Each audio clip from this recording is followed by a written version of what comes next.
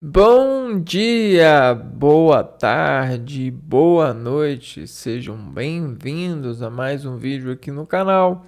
Eu me chamo Abner e no vídeo de hoje a gente vai conhecer mais um filósofo do da, da do sentido, né? Do sentido que a gente tem, né? Para escala de tratamento, né? Que esse personagem edificou com seus questionamentos, com o lado de filtrar a partir da sua vida em sentido intelectual as questões que afligiam ele, né? E esse personagem no significado de relacionamento com as pessoas demais que ele tinha em contato. E não só as pessoas no sentido público, né, no sentido individual, mas as pessoas no sentido de conjuntos de seres em associações de valores, por exemplo, empresas, né? Nessa época eu não sei se havia já essa formalidade para tratar grupos de pessoas, né, que estavam empreendendo, né, nessas artes de produção. Produção são artes, né? O ser humano ele empreendeu desde os tempos mais antigos com a natureza, né? Então ele foi empreendendo, foi vendo a potência artística de produção e foi arrecadando, colhendo essa arte e às vezes tratando a arte em uma profundidade comum, uma conversão de valores da natureza. E essa conversão trouxe intelectualidade com o homem porque o ser humano ele começou a ver preciosidade na deformação das matérias, principalmente no ato de comer, né? Existe esse toque da boca que colhe energia difratada, né? De várias camadas de sensações. Existe uma emoção que leva ao organismo a partir da boca do contato mais íntimo com o alimento, tá? E aí ele foi percebendo isso nos processos de produção e foi selecionando aquilo que lhe dava mais emoção, né? Você tem hoje em dia várias escalas de emoção para com essa escala de relacionamento do homem. Tudo isso é uma questão, um questionamento, e o homem ele não viu dúvida nenhuma para responder sim para isso. Até que ele precisou de se concentrar melhor no sim, porque o sim ele começou a ficar perigoso. E aí o lado do perigo trouxe novas versões até conseguir não diminuir o perigo a um senso muito natural. A gente tem um exemplo bem claro que é o exemplo da dos motores, né? Os motores eles têm um certo cuidado, né? Que trouxe uma redução da promoção de controle, né? Da instalação que esse motor faz nas coisas, né? E a nossa religião às vezes se reúne nesse verso para promover do motor um lado de semelhança fisiológica, a partir da associação do motor com peças de desmotorização de sons, porque a gente prestigia, né, a modulação das cordas vocais sobre esse orifício evacuador, que a gente chama de assoalho bucal, né? E a gente faz várias rimas aqui, ó, com atividades musculares, né? Mexendo de forma fina esse arco. O ser humano ele prestou muita conta para isso também. Até que ele conseguiu fazer, né? Conseguiu desenvolver, né? Com toda essa atenção, o campo eletromagnético, né? Isso aqui, ó, tem ao ligar na eletricidade, ele gera um campo eletromagnético. E quando eu interfiro nesse campo eletromagnético com essa energia emitida por mim, eu consigo fazer com que esse campo, essa interferência seja gravada, né? E aí seja emitida. Então tem todos esses recursos. Bom, e tudo isso é uma unidade histórica para nós. A gente tem marcas e a gente se preocupa com essas marcas porque isso foi e é pontos de viradas, principalmente nas pessoas que se desenvolviam prestigiando o raciocínio, né? O raciocínio entre as pessoas, entre essas associações de pessoas, porque veja bem,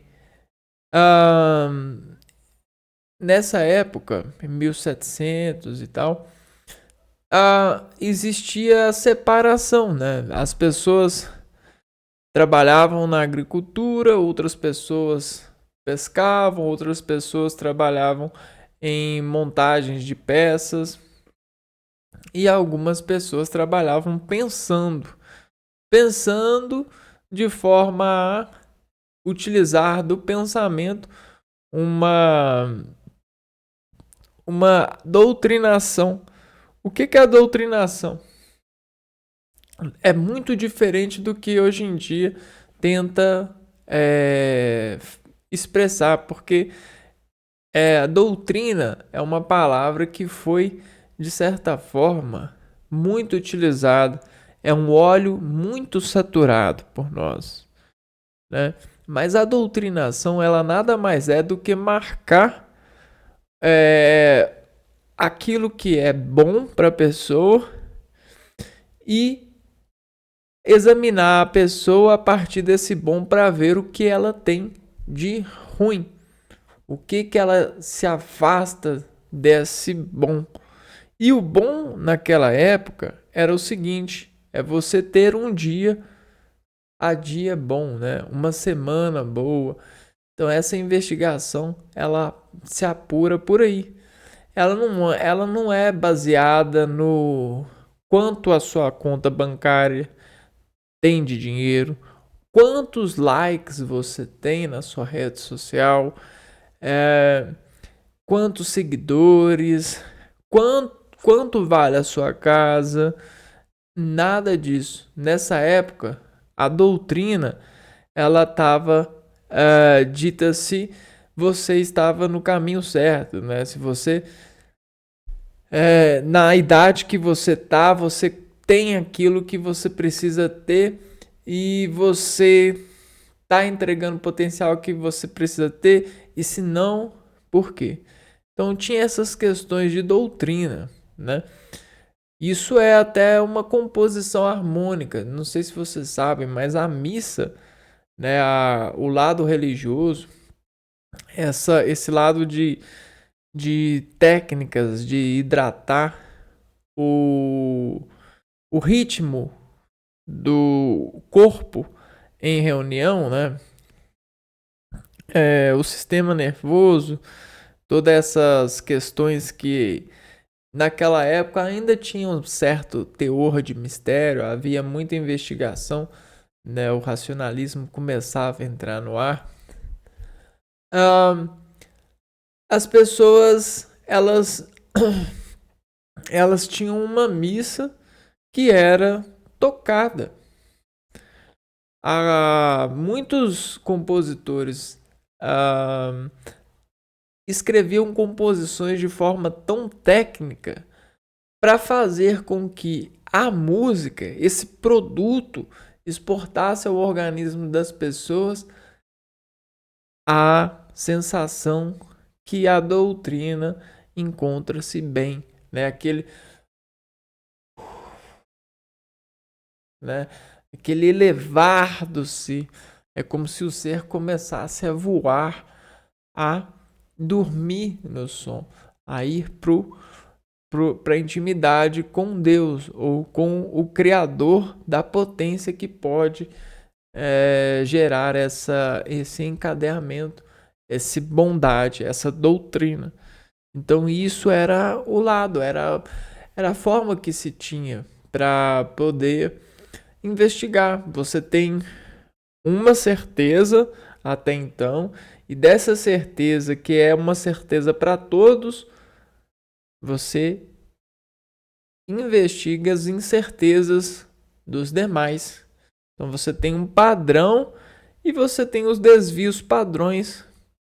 E aí você tem a matemática dos dados das pessoas importantes que se desviam do padrão, e aí você começa a se perguntar, mas por quê? Isso é importante? Né?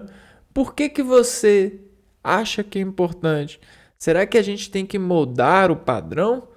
Será que essa doutrina, esse padrão a gente deve mudar ele? E por quê? Você pode ajudar a gente a responder isso? Eu vou investigar você. Eu vou filosofar na medida que você se desvia do padrão e acontece bem, né? E aí eu vou até mesmo mudar o meu padrão a partir da sua resposta a Deus, né? Da sua certeza, né? Porque toda época tem uma certeza, né, a ser levada em conta. Então, hoje o personagem que a gente vai conhecer, ele se chama Immanuel Kant.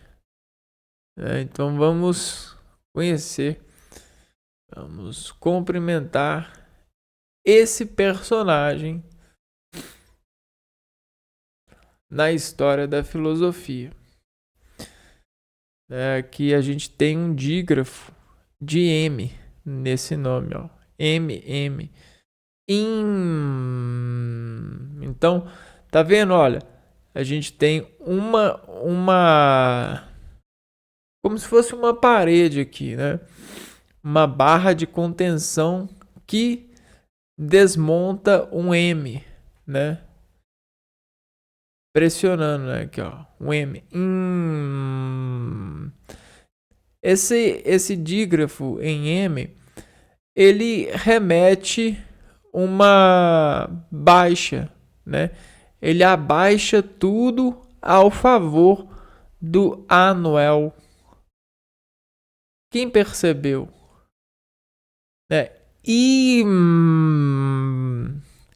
Então você imposiciona o princípio ativo, o vetor ativo desse canto, desse nome, para expor com contraste o Anuel. Anuel é uma atenção na onda que vai ser preenchida, que vai ter potencial de preenchimento de uma escala contida, né? Então a gente tem duas contenções aqui, ó. E o evento de contraste para expor o Anuel. Immanuel, ou seja, manter o Anuel constantemente na tensão, de forma constante, né, de forma diária, organização, de forma de organização constante na atenção da onda limitada. É quase que um casamento, né? Immanuel Kant. Isso aqui é uma forma de ler o nome a partir das contemplações de letras em arco de alfabeto, né? É o que a gente pode também chamar de os espinhos lógicos que atomificam a luz, ou cruz, se for a som no ar. Ok? Beleza. Vamos lá então. Immanuel Kant, 1724 a 1804. Praticamente viveu 80 anos. Filósofo alemão com influência iluminista, Kant buscou explicar os tipos de juízos e conhecimentos desenvolvendo um exame crítico da razão. Tipos de juízo. Juízos, né? E conhecimento desenvolvendo um exame crítico da razão. Exame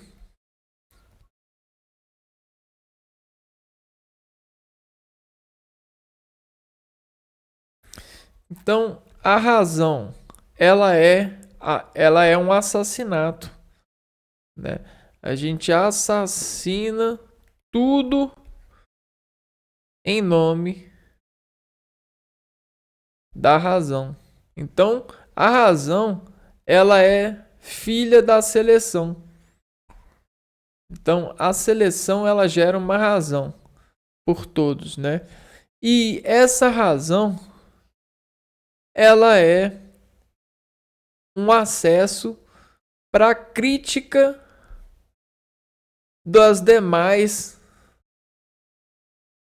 questões a serem julgadas, né? Então, o que os tipos de juízos fazem, né? Os tipos de juízos são os tipos de desvio da razão, ou os tipos de chegada na razão, né? Você tem o ponto aqui em comum, que é a razão, que dirige tudo, que é o assassinato, que é Jesus na cruz, né? E aí você tem a saída ou a chegada a Jesus. Você tem a área, né? Ó, a saída ou a chegada. Consegue ver a área aqui, ó, do quadrado? A área do quadrado perfeito. O que é o quadrado perfeito? Uai, você vai afastar da cruz ou você vai chegar perto? Você vai aproximar, né? E aí existe o juízo desse valor, né? O valor que afasta, juízo do valor que afasta da razão, ou juízo do valor que aproxima. E aí existem várias análises para julgar se realmente afasta ou se realmente aproxima. Só que a inteligência, ela manda ser mais precisamente assassina. Então, das variações, existe o assassinato, a guerra que acontece há muito tempo, né? A guerra que acontece há muito tempo, para fazer com que reduza os juízos, né? Todas as questões que se ocupam se realmente é afastamento ou aproximadamente, né? Porque existem vários ditames lógicos, várias áreas de pressão que tentam chegar na precisão dessa informação. Afasta ou aproxima, né? E aí a gente, corta daqui, simplifica ali e chega no resultado do igual, né? É igual a maior que, menor que ou ponto final. Beleza? Ponto final. Ponto de profissional. Vamos lá então, continuando. Em sua obra Crítica da Razão Pura, então ele critica a razão pura. Quem falou que isso é a razão, né? Por que essa é a razão para eu ter nascido? Quem que falou? É baseado na natureza, nos fenômenos da natureza. É porque a gente percebe dessa forma na natureza. É porque os animais agem assim. Mas quem falou, né? Mas por quê, né? Ele critica essa razão pura. Ele apresenta duas formas, né? Então, criticar não é brigável, pessoal. Criticar é uma estratégia de aprender, né? Às vezes a gente critica para ver aonde que a crítica pode trazer aprendizado, beleza? Ele apresenta duas formas que levam ao conhecimento: o conhecimento empírico, a posteriori, e o conhecimento puro, a priori. Então, ele diz que existe um conhecimento que é o conhecimento a priori, que esse conhecimento que me leva a conhecer o conhecimento, de certa forma, posteriori ou empírico ou a posteriori. Porque isso daqui, transduz um sinal ao meu organismo que eu emito, né, uma contração de luz, né? Ou uma contração de nervo ou de vasos, fisiologicamente falando. A gente tem um efeito fisiológico no organismo a partir do experimento, do empírico. Só que nós não formamos esse elemento, nós só saboreamos uma nota dele. Por quê? Porque quando a gente saboreou de novo, a gente saboreou outra nota. E quando a gente saboreou de novo, a gente saboreou outra nota. Quando a gente saboreou de novo, às vezes a gente nem pegou nota nenhuma. Às vezes a gente só comeu, nem sentiu nada. Não teve nem conhecimento disso, né? Então, isso que gerou essa contração toda é o a priori, é a matéria em si, né?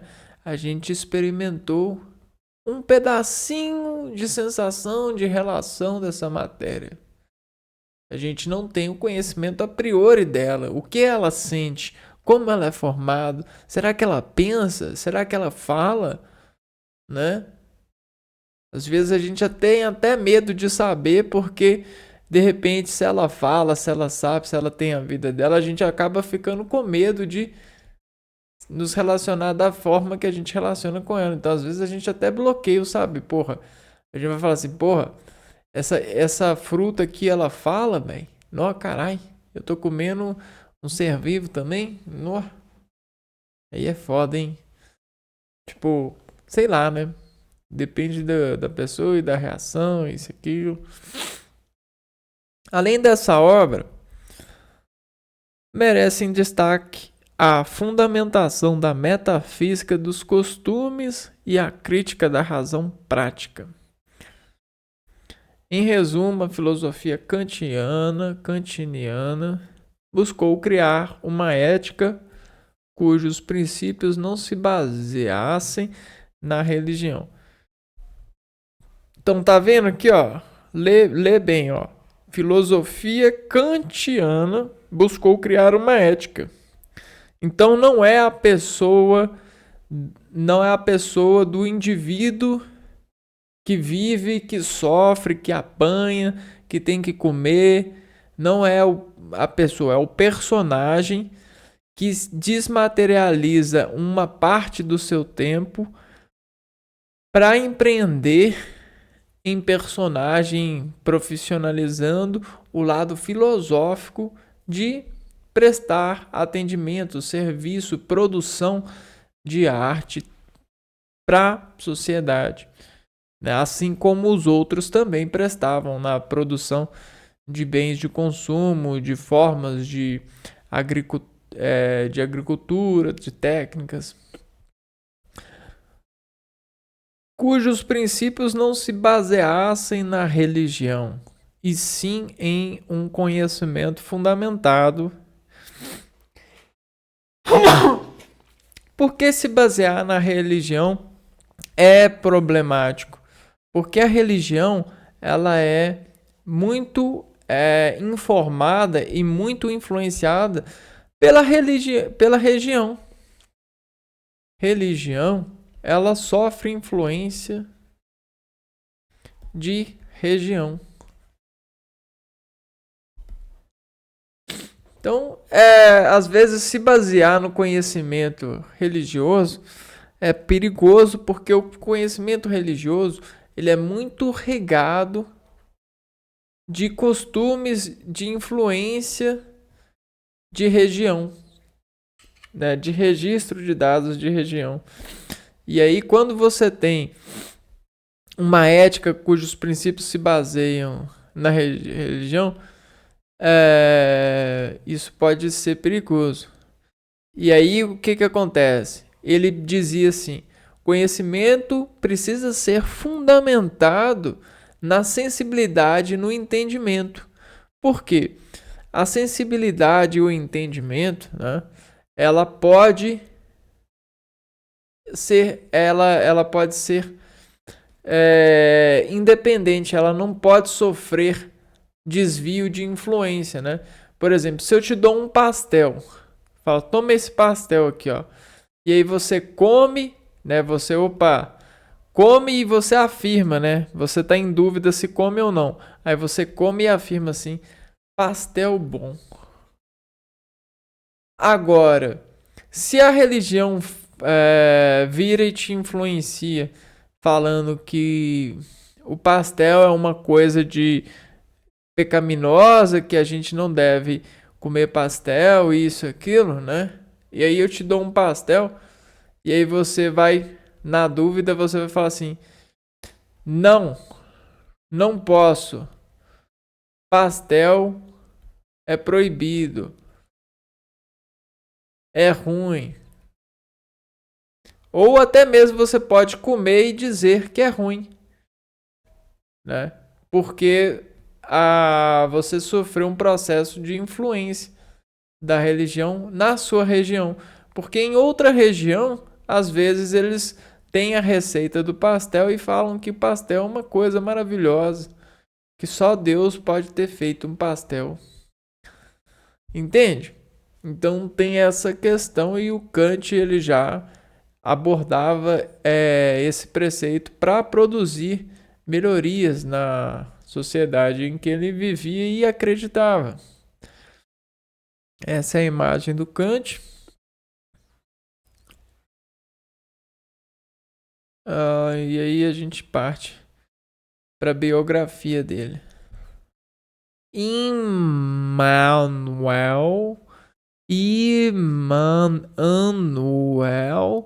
Kant é um dos filósofos mais estudados da modernidade.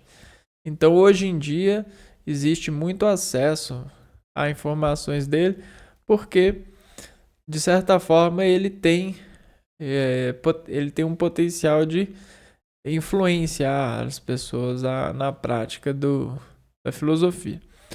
Seus trabalhos são pilares e pontos de partida para filosofia alemã moderna, com seguidores como Fichte, Hegel e Schelling e Schopenhauer.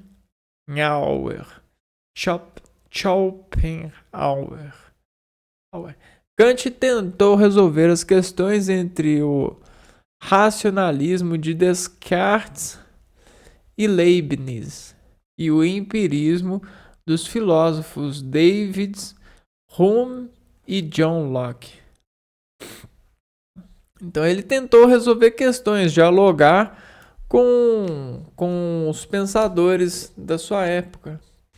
Ideias que eram impostas sobre a reflexão dos seus colegas. Vamos lá. Vida e obra. O Immanuel Kant nasceu em Königsberg, na Prússia Oriental, no dia 22 de abril de 1724. Königsberg.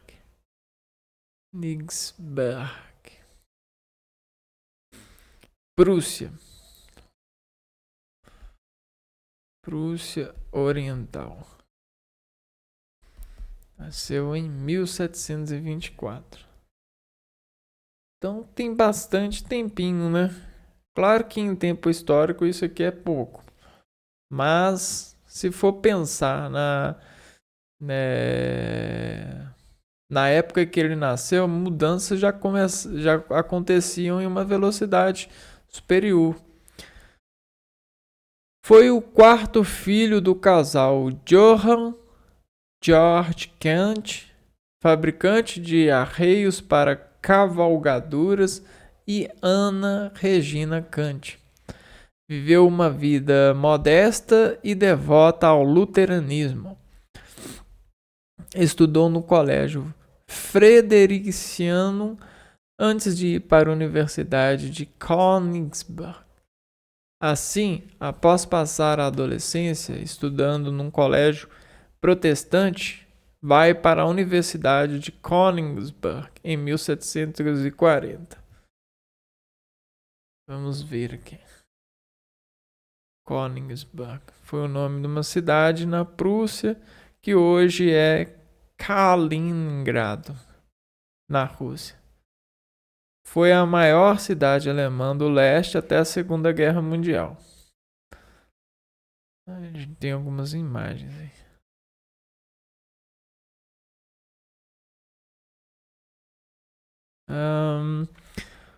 Com a morte de seu pai, entre 1746 e 1747, Kant deixa a universidade e, para se sustentar, passa a dar aulas particulares. Fica 9 anos trabalhando para famílias nobres da Prússia, sem deixar de estudar filosofia, física nem matemática. Então ele trabalhava e para se sustentar e dava aulas, né? Em 1755 tem a possibilidade de retornar à universidade. Segundo George Pascal, Kant consegue sua conclusão de curso com a apresentação do esboço sumário de algumas meditações sobre o fogo. Já a sua licença para ensinar, que o torna vinculado à Universidade de Königsberg, somente será concedida após a apresentação da sua nova explicação dos primeiros princípios do conhecimento metafísico.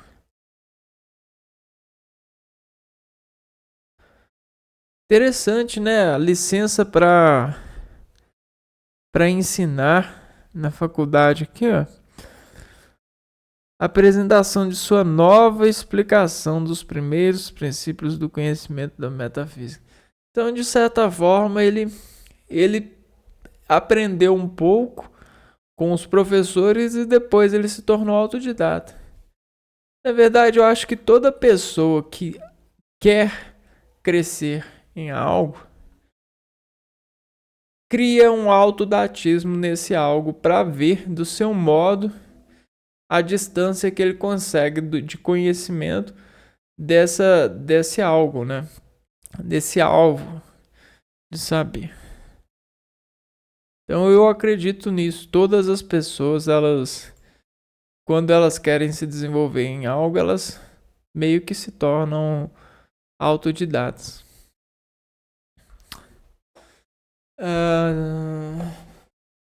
Em 1770 assume a cátedra de Lógica e Metafísica na Universidade de Königsberg.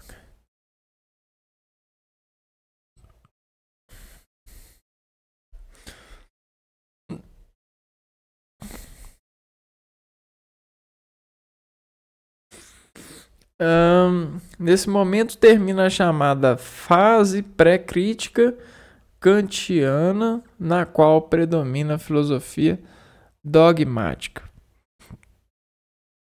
Seus textos mais emblemáticos dessa época foram a História Universal da Natureza e a Teoria do Céu.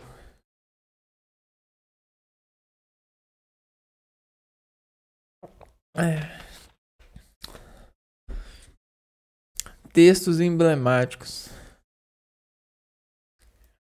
Título bacana, né? Para uma criança ler isso é grandioso, ó. História natural genérica e teoria dos céus. Se eu fosse uma criança e lesse isso aqui, eu ia ficar doido para saber o conteúdo, né? Quando a gente é criança, a gente sofre uma tensão lógica para palavras que quando a gente vai envelhecendo a gente perde, né? Por exemplo, universal, natureza, a história de algo, né?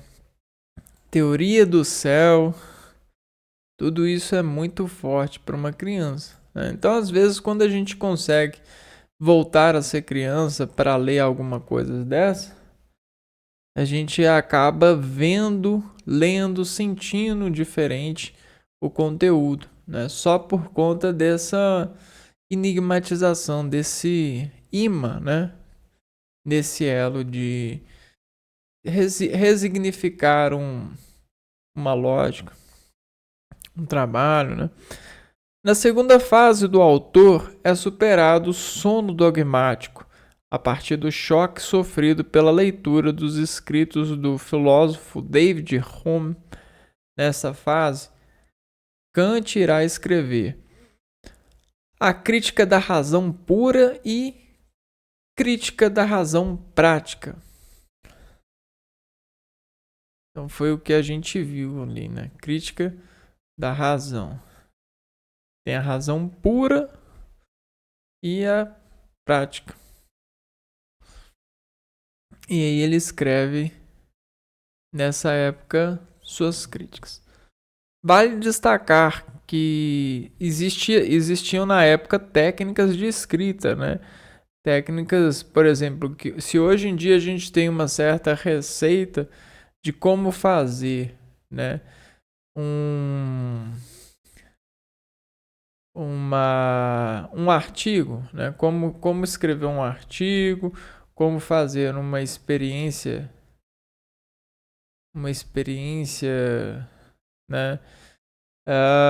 Científica, né? Como publicar um artigo de experiência científica.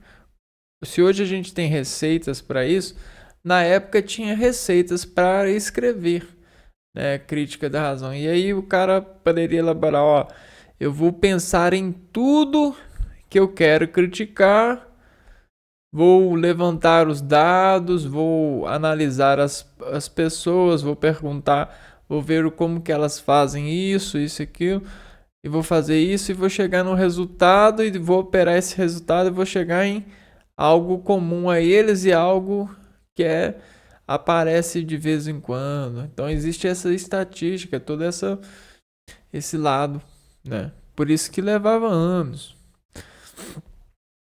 dependendo da pessoa em autoridade de fazer esses escritos. Hoje em dia as pessoas elas fazem um copy-cola e tudo bem.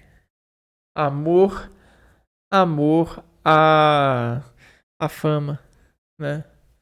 A fama da publicação e não ao conteúdo em si. Vale destacar que ele foi contemporâneo na independência americana e da Revolução Francesa. Kant, um homem metódico e de saúde frágil, foi professor de física, antropologia, geografia, lógica, metafísica, etc. A pessoa, quando ela se designa professor, ela vence os estereótipos, né? Quando a pessoa se diz, eu vou ser professor disso, vou vencer os estereótipos. O que são estereótipos? São todos os documentos que podem declarar que você é um professor. Né? Então, estereótipos é basicamente isso, nesse sentido.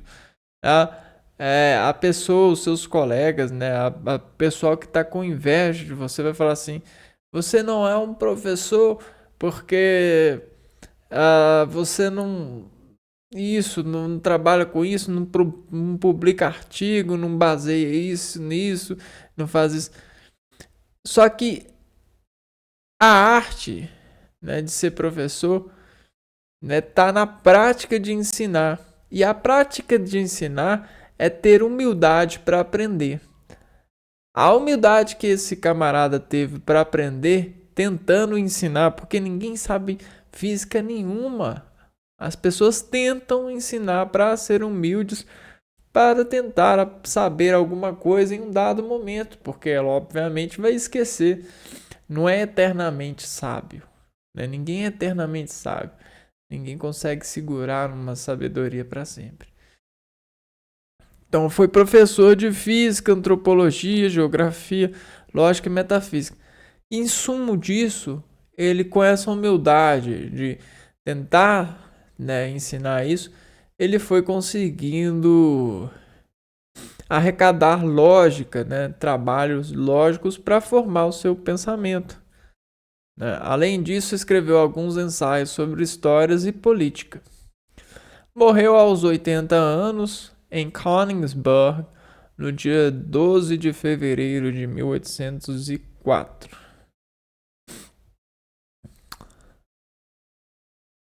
Curiosidades sobre esse personagem.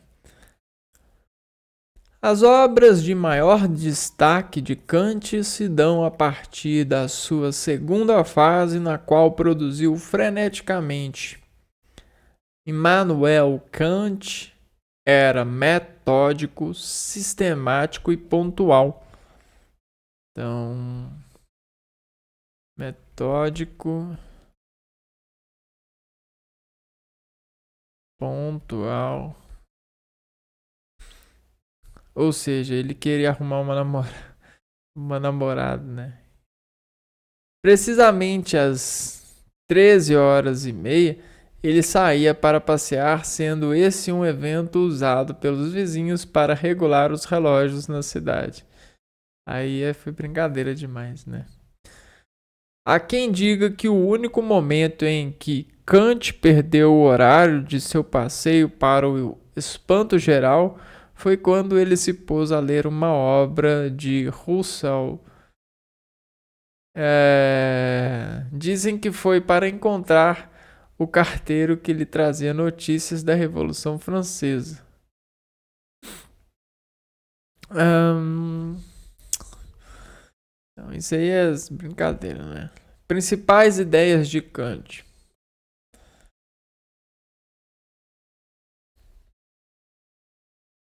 Ideias.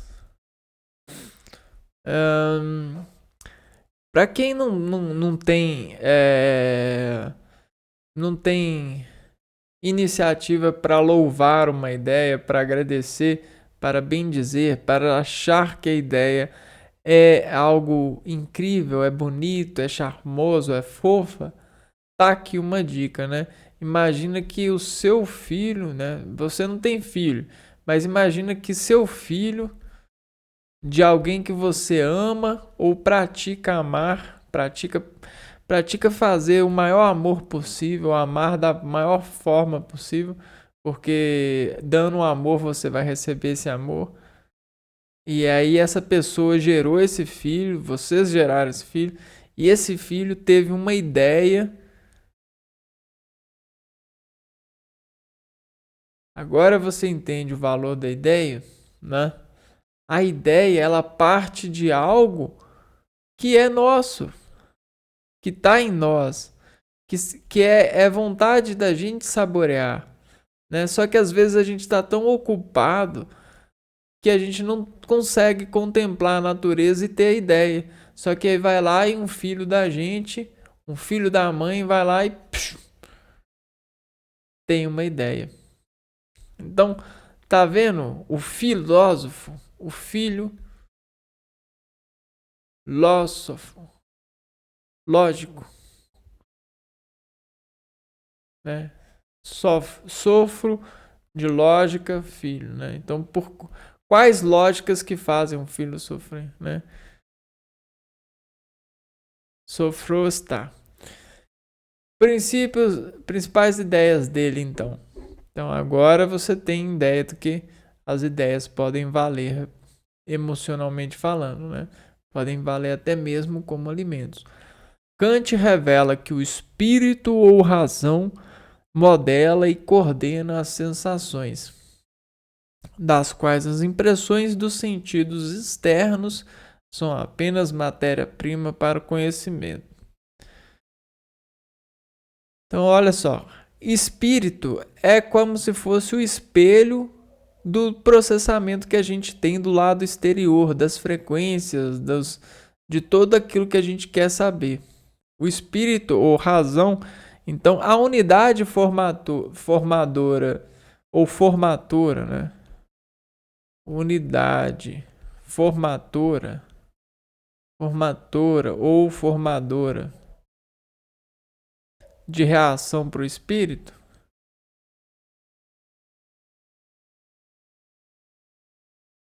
se dá pela técnica da reação, né? Técnica da reação ou tempero, né? Ou tempero de reagir. Tempero de reagir. De reagir ao registrado. Beleza? E aí o que acontece? Kant revela que o espírito ou razão modela e coordena as sensações. Então ele acha que essa unidade formadora dentro de nós, de reações, modela e coordena a sensação. E de certa forma, ele consegue provar isso com trabalhos científicos, provar entre aspas, né? Porque isso aqui é questão de opinião, porque mesmo que alguém prove, as pessoas elas podem ter opiniões contrárias, né? Por mais que esteja provado. Por exemplo, a questão do pastel que eu citei aqui, ó, né? Então, se eu domar a pessoa, se eu hidratar essa pessoa, a ela reconhecer que o pastel é ruim, por mais que em outra ocasião, em outra hidratação da lógica da pessoa, do espelho da pessoa, da forma de reagir da pessoa, ela veria o pastel como bom. Se eu falar que o pastel é ruim, ela vai falar que é ruim. Então, falar assim, fulana, o pastel é ruim. O pastel é ruim. E aí ela vai falar assim, opa, não posso comer esse pastel. O pastel é ruim. Ah, não. Ou até mesmo se ela comer, ela vai falar assim, pastel ruim. Agora, se ela não tivesse comido, se ela não tivesse sido influenciada, ela ia pegar o pastel e ia falar assim, poxa, isso aqui só pode ter sido Deus que fez. Pastel maravilhoso, né? Então aqui, ó, Kant revela que o espírito ou a razão modela e coordena as sensações, das quais as impressões dos sentidos externos são apenas matéria-prima para conhecimento. Então, as impressões do sentido externo são o quê? Impressões do sentido externos. Impressões, sentidos externos. Então, isso aqui são os assistentes. Aquilo que a gente assiste. As pessoas reagirem. E às vezes, por impulso de assistir, a gente repete a reação. Até mesmo não provando a coisa, né? Por exemplo, se você assiste alguém ficando feliz porque algo aconteceu, se esse algo acontecer, você tem por assistir uma qualidade superior de repetir os movimentos que a pessoa fez, porque você acha que é mais seguro ir por esse lado. Por que você acha isso? Por conta que você compartilha a mesma natureza dessa pessoa em comunidade, né? Então, impressões do sentido externo são apenas matéria-prima para o conhecimento. Matéria que se imprime para o conhecimento. O julgamento estético e teológico de finalidade unem um mundo sensível e inteligível, os nossos julgamentos morais e empíricos, dando unidade ao seu sistema. Julgamento é você dizer sim ou não, sem talvez clarear o porquê. Sim ou não, esteticamente e teológico, né? Estético e teológico, influenciado pela religião, né? Por Deus, pela presença de Deus entre nós, a partir de finalidade, né? De chegar a um fim, a ser honesto, a preservar o meu espírito, por exemplo, unem um mundo sensível e inteligível. Porque você já teve a sensação de barriga cheia? E tipo assim, comer é bom, você queria continuar comendo, só que sua barriga tá tão cheia que seu espírito, ele tá muito doendo, né? A sua sensibilidade tá inteligível. Você quer comer, quer continuar comendo, mas a dor, ela tá te deixando louco. Você tá comendo, mas sua barriga tá doendo demais, só que você quer continuar a comer. E aí você tem, né, o julgamento estético e teológico de finalidade unem um mundo sensível e inteligível, os nossos julgamentos morais e empíricos, dando unidade ao seu sistema. Então você tem uma unidade para o sistema dessas uniões de valores para fundamentar o que é julgamento, né? Como julgar, né? Como dar ponto para as coisas a partir dessas finalidades dos seres, né? Por que eu como? Né? Eu como para me satisfazer ou para ter o prazer superior, né? O maior superior possível. Então tá aí. Vale citar que Kant foi um entusiasta do iluminismo. A obra O que é Iluminismo é reflexo dessa sua ligação com o movimento das luzes.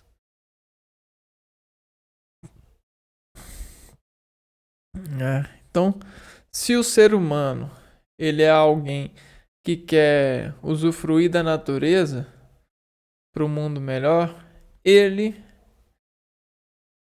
quando carrega alguma coisa, ele pega e se reage à carga, né? Então tem um compartilhamento de cargas. Compartilhamento.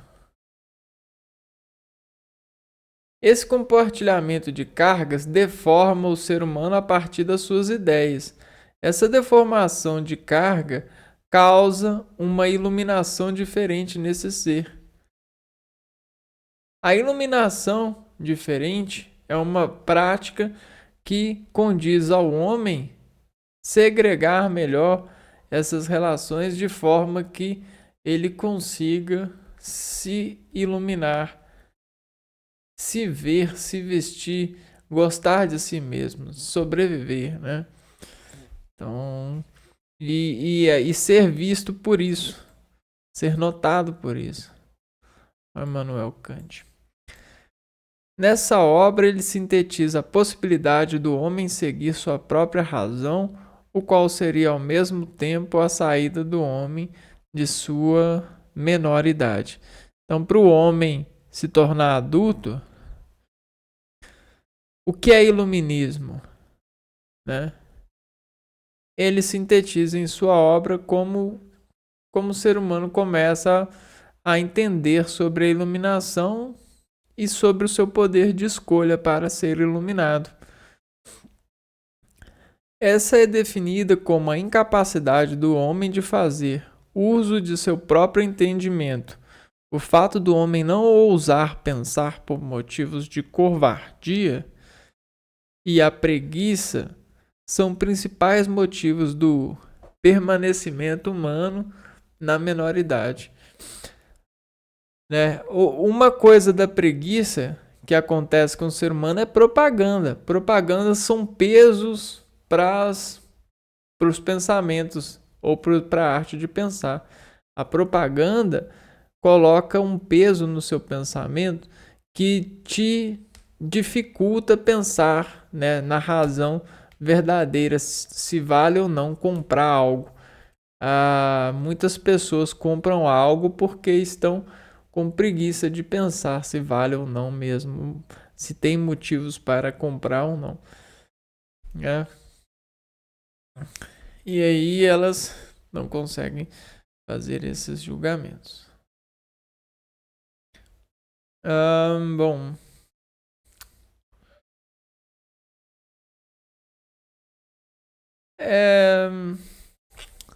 Eu vou parar o vídeo por aqui e a gente continua num próximo vídeo, porque eu já estou um pouco cansado.